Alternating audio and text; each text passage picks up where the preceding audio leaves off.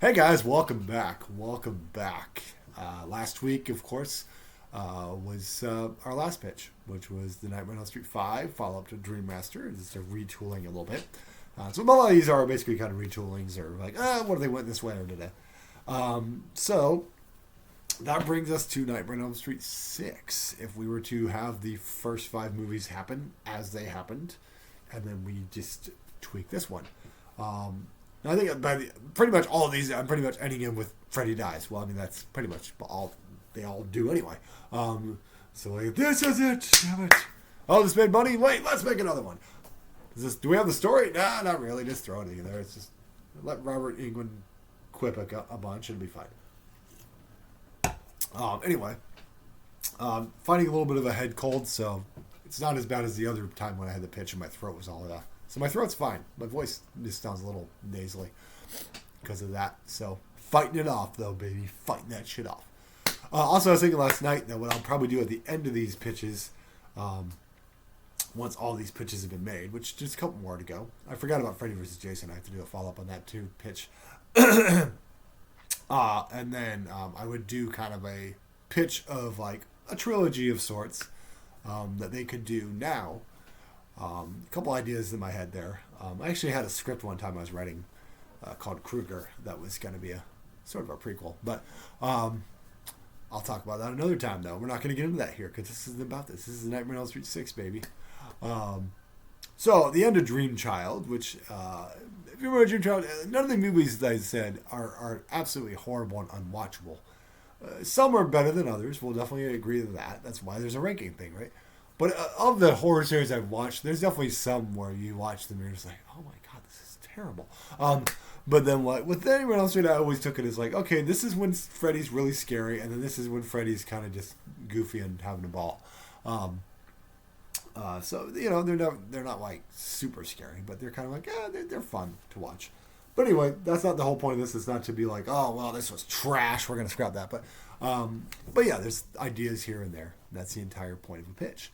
So anyway, by the end of that movie, Dream Child, Freddy is stuffed back into Amanda Kruger's womb, I guess, which is kind of a disturbing image. So in this basic concept, that's it for Freddy. He's trapped there. She's gonna keep him down there, fighting that evil. And that leaves us with, oh my god, Alice. That's right, Alice. I'm like, what's her name? I remember her real name, Lisa Wilcox, but I'm like, oh, Alice. Alice, her friend Yvonne, played by the criminally underrated Kelly Jo Minter, who also had a great role in People Under the Stairs, and she was in summer school. So it was kind of cool when she survived. I was like, I was fully expecting her because she was the whole swim, get drawn to the thing. Freddy couldn't kill her. Yeah. But anyway, she's alive, and her dad's alive, I guess, and I guess her baby, Jacob, I believe that's kid's name, Jacob, right? Yeah. Because I'm trying to think what Miko Hughes' character's name is. I'm gonna have to look that up. But that's not this pitch. That's not the new Nightmare pitch. We're here, Adam. Let's get focused here. Caffeinated and focused. Okay, so that's what we got. That's our pitch. We have those three characters surviving, the dad and, well, four characters, I guess.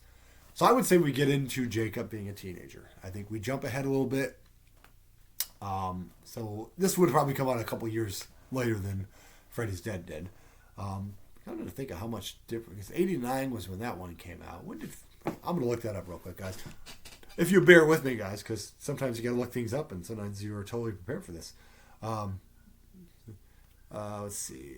When did that come out? I'm just kind of thinking how much time there was between Freddy's Dead. Not Freddy's Dad. Freddy's Dad. There it is. Oh, 91. So only about 2 years. Okay, but we can still, even if it's only a few years there, we can do a time jump. We're going to have the same actor anyway. And yeah, Lisa Wilcox, we can always do some makeup or something like that. So yeah, I would definitely bring her back. Because by this point, she's been in 4 and 5. So this would be her final movie in the trilogy. So we'll bring her back. And she's, I would say let's just bring Jacob into, he's in his teen years. Sorry about this, guys. Fighting a cold. Anyway, nose is running. Anyway, so we'll bring him into being a teenager now. And obviously, if you think about it though, even as a baby, you know, in this dream world, he's sort of a, you know, little infant and all that. You know, he's got to kind of got to have some trauma from that. You got to think, you know, I mean, even though it was in his dreams and he was in her womb and all that, there's still got to be some trauma in his head. I'm thinking, like maybe he's starting to have these flashbacks of this dream child thing and this scenario of like being in his mom's baby, but in his mom's belly, but he's being haunted and taken over almost by this Freddy Krueger. So we kind of go back a little bit to Halloween, wrong one, Nightmare 2, where we have sort of trying to reach the body, take over the body thing. I don't think I did that with any other ones, did I? I'm trying to remember. I don't even watch my own pitches. I just post them and hope you'll watch them. But I'm sure they're good. I'm sure they're great.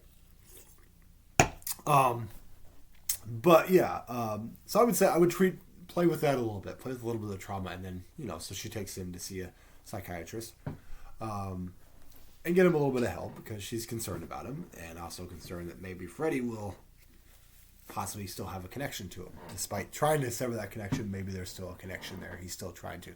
Well, he can't take over him as a baby. Maybe he's planning to kill Jacob.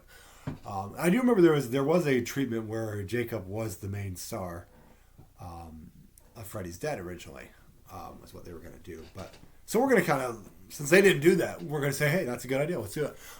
So he'll kind of be the main focal point here. Alice will definitely still be a big part. She'll be kind of the loving mother trying to save her son. I still have Yvonne in there. I would say maybe because Yvonne's a grown up at that point. So I don't think that we need to kill Yvonne because Yvonne's fucking awesome. But maybe she gets wounded somehow. Like maybe she escapes Freddy, but like yeah. I say because Yvonne wasn't really a dream warrior, so there's no dream warrior power. Really, Alice is the only one who can pull people into her dreams and stuff. So, which was actually technically Kirsten's power that was given to her. So you know, it all is what it is. But anyway, that's a whole other rant for another day. But anyway, I know my Nightmare on Elm Street history, so yeah. All right. Anyway, I also remember like the one line I remember from Dream Child was just like the need for speed. Probably the best kill in the movie, honestly. Was that one with the motorcycle? That was pretty vicious. Very cool. Very creative. Sorry, got off on a tangent there. So yeah, I would say we focus on Jacob, and he's gonna have good teenager friends and all that. Maybe he's getting a little bit of rebellious here and there, you know, as teens do. But he starts doing the usual thing. He's drinking coffee. He's drinking pop, like me. And you know, he's keeping himself up too because he's having these visions, and they're not necessarily dreams yet of Freddy, but he's having these kind of visions of Freddy being in his mind and taking him over and all that. And he's even having sort of that similar thing that Jesse went through, where he's seeing himself doing this killing, and seeing people get killed. So in a sense, we're not going with like a whole new like he's the new Freddy. We're not going with that so much, but maybe we're kind of teasing that. And what that will help do will be kind of gradually that's going to make Freddy be able to be reborn again, essentially. You know, be able to get his power back as he wants to do, as that's what Freddy does. You know, he just gets his power back. People forget about him for a while, and then he comes back. So yeah, unfortunately, because Jacob's trauma from the whole thing of being in the mom's womb, and he's thinking about Freddy a lot, and he's worried that he's turning into Freddy. And what's really happening is, you know, Freddy's actually killing these teenagers. But that happens later, because right now it's like he's feeling like he's seeing himself with the glove, he's seeing himself with the claws, and he's like, oh God, what's happening to me? What is this happening? You know, because you know, if you remember in Dream Child, he had kind of that creepy face where, you know, Freddy was taking over a little bit. So I think that would be a way to go. So we're kind of focusing on Jacob's a little bit of trauma. It's like kind of a traumatizing thing to happen when you're a baby in the womb. But yeah, so Alice is going to try, you know, Alice will jump into the dream and see that Freddy's messing with him and all that stuff, and she talks about it or whatever, and like, yeah. And I would say, yeah, we could have Alice die heroically in this one, because hey, you know what, Kirsten died and Nancy died, you know, Alice can, it's the final movie, Alice goes out like a hero, saving Jacob from possibly being traumatized or being turned into another Freddy Krueger, basically. And then that'll get to Jacob being able to stop Freddy once and for all. And how do we do it, though? how do we do it? Well, let's see. It's always that's the hardest thing. How do we kill Freddy? Because with Freddy's Dead, they just kind of like, oh, he had a daughter, and then they brought him out in the real world and they killed him, basically. So, I mean, there wasn't that well drawn out there, was it? I mean, it's pretty simple. It's like he dies some way. Somehow he dies. Like somehow Palpatine returns. As it goes. Hey, Hollywood doesn't have to try. Why should I? You want an ending? Figure it out yourself. Hey, he dies somehow. I don't know. But yeah, I would say that, yeah, with Alice's sacrifice, I would say, let's say that much. Alice's sacrifices is what kills him. Because now his connection to Jacob was through her. So with her dying, she sacrifices herself to truly stop Freddy. It kind of goes to I remember there's a trailer for Halloween Ends where Laurie says, maybe in order for him to die, I have to die too, or something. Which was kind of a weird thing that they threw in the trailer that didn't actually happen in the movie. So I'm thinking maybe that's kind of that thing. Like maybe Alice is thinking maybe I have to die to end Freddy. And that's how we'll do it. Well, you know, she doesn't kill herself, but she, like, you know, stops him from being able to kill Jacob. But there will be lots of kills, teenagers, once he gets his power back and all that. And meanwhile, Jacob will see every killing, you know, kind of like Jesse did a little bit. But, like, he'll see every killing. He'll start to fear that he's becoming Freddy Krueger or becoming like Freddy Krueger. But then it turns out that really he's just getting Freddy power, and Freddy's make that connection with him and is able to start killing lots of people. So, and Alice will sacrifice herself, go out the heroic way, like a final girl does. And so Jacob will survive to live on. And happily, and Kelly Jo Minter will, you know, be involved somehow. Just because why not? Fuck yeah. It's Kelly Jo Minter. But yeah, I would say, yeah, that'd be my basic pitch for that one, I think, would be that one. So, yeah, that's how I would end that particular thing if we were ending at 6 movies. Is, you know, final part of the trilogy with Alice and Freddy, and with big showdown. We connect a little bit to the Dream Child a little bit, which Freddy's Dead is completely threw out the window. They're like, yeah, we're done with that storyline now, you know. That's the one thing. Most of these have been somewhat connected, even if they're loosely connected. Because, you know, the first one and the second one, there wasn't a whole lot of connection outside the house and Freddy himself. But there was at least some diary with, you know, Nancy being mentioned, at least. So we didn't know if she was dead or alive. But there was some kind of connection. Dream Warrior is completely connected to the first movie. Pretty much ignored the second movie, I guess. But and then the fourth one obviously connected from the third one with Dream Warriors. Fourth one connects to the fifth one because Alice is back and she's pregnant. Sixth one's just like, yeah, we don't need that storyline. Yeah, get this shit out of here. We're gonna invent a daughter out of nowhere. It's just what happens. There's a daughter now that we never knew about before, and somebody's here. So yeah, that would be how I would end that particular 6 movie thing. If this was like, that's it. So yeah, that's kind of our, I don't know, Nightmare 666. I don't know. Maybe you could go that route. He's the devil. But yeah, it is kind of ties in with a little bit with the possession of Jacob a little bit. That he still has a handle on him and stuff like that. Cool. So I think that's basically my pitch for Halloween's. I keep going back to Halloween because I just get stuck on it. Nightmare on Elm Street 666, as I would call it. The devil's in the details. Anyway, that's enough of that nonsense. So cool, guys. That is my pitch for that. I'm going to do another one tomorrow. Or maybe later, you don't know. I don't really have much going on today. I'm off today. I have my improv class tomorrow, and that's really all I got to do. We got our improv show on Sunday, last one of the year. But really, I'm just kind of chilling and resting with this cold. So I may be back later with my Nightmare on Elm Street follow-up to Freddy's Dead. Or is he really dead? Maybe he's not. So we'll figure a follow-up to that. That won't be New Nightmare because that's a totally different story. And then I'll do a New Nightmare pitch up, and then I'll do a Freddy vs. Jason, and then I'll end on the remake and trying to make a sequel out of that, because you know that's just something that has to happen with these pitches. So that's what we're working with. So thanks, guys. Hope you enjoyed this, and like and subscribe. Watch the rest of the pitches. Watch the Halloween pitches as well if you haven't seen those yet. And I'm going to keep on doing these because I'm having fun with them, and you seem to be enjoying them for the most part. Maybe not as much as you're enjoying the Halloween ones, but that's okay. Hey, we're just hitting this hours. And once I'm done with this, I'll hit the Friday the 13th ones.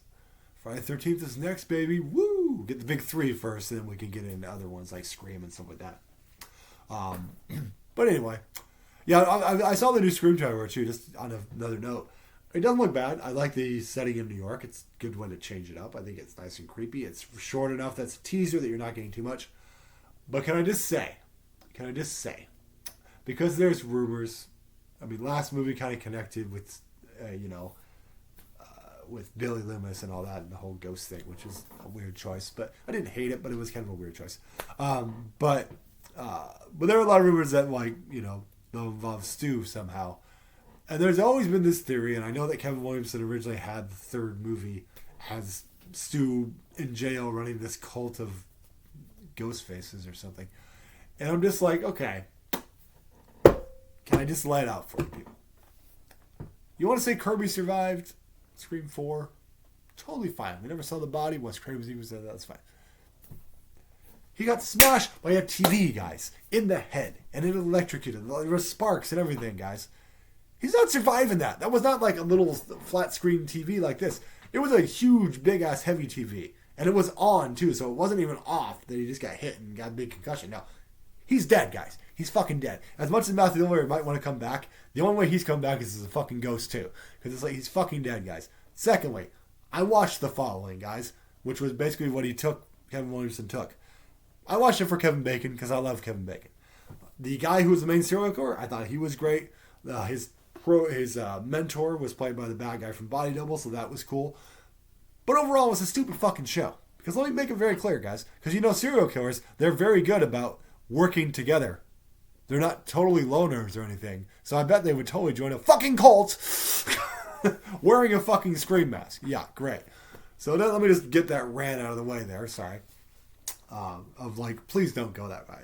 Please don't. No, don't do that. Just like, get a good fresh story, but don't do that, guys. That would be really stupid. Because that was a stupid idea to begin with. I mean, Scream 3 wasn't great, but that would have been even stupider. The character's dead, guys. Let's just let it be. He didn't fake his death or anything. He's dead. He got smashed by a fucking TV, guys. It happens. He's gone. Unless Wes Craven himself says, oh no, he survived, then I think it was... But he's not saying anything now because he's passed. But like, at no point did I see an interview where Wes Craven's like, yeah, he could be alive.